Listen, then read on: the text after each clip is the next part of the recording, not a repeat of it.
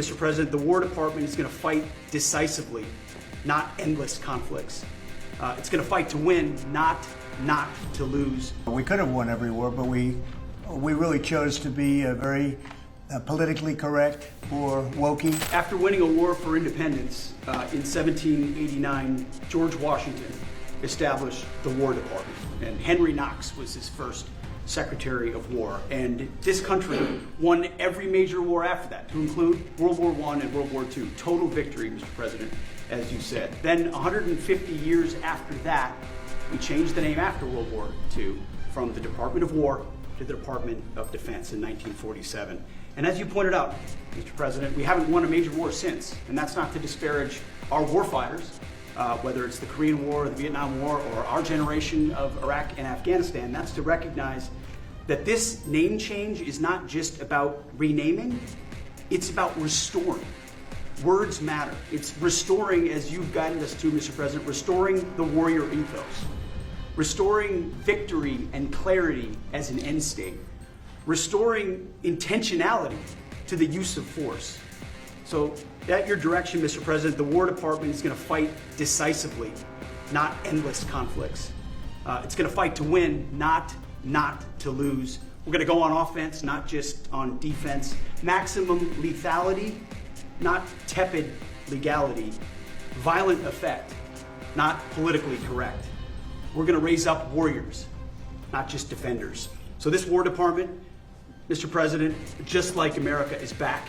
Thank you for your leadership and your clarity. We're going to set the tone for this country. America first, peace through strength, brought to you by the War Department. We're back. All right, thank you very much. Very well stated, and really it has to do with winning. We should have won every war. We could have won every war, but we really chose to be very politically correct or wokey, and we just fight forever. And then we'd, win. We wouldn't lose, really. We just fight to sort of tie. We never wanted to win. Wars that every one of them we would have won easily with just a couple of little changes or a couple of little edicts. I was told that ISIS would take 5 years to win.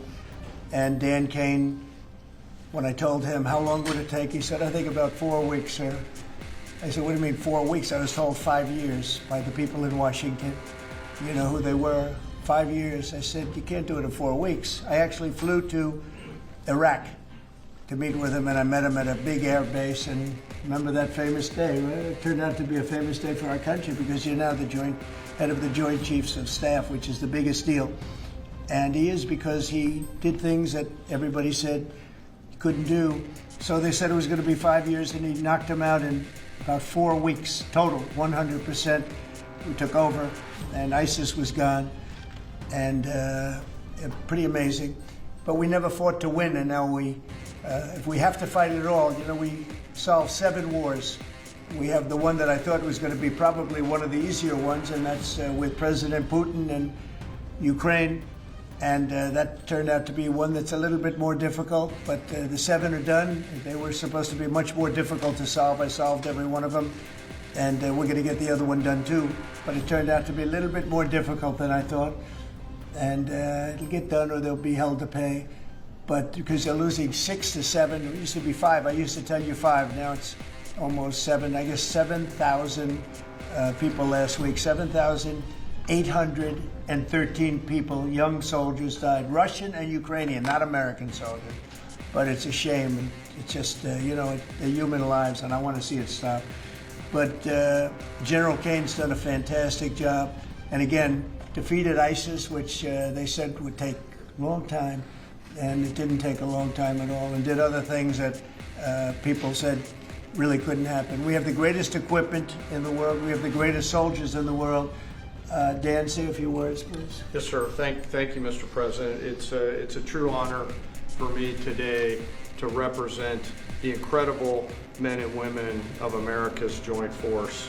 Today and every day, the 2.8 million service men and women stand ready to fulfill our sacred duty to protect America at home and abroad. As the President said, America's military is the single most powerful fighting force in the world. The mission you and the Secretary have given us is clear and unambiguous to deliver peace,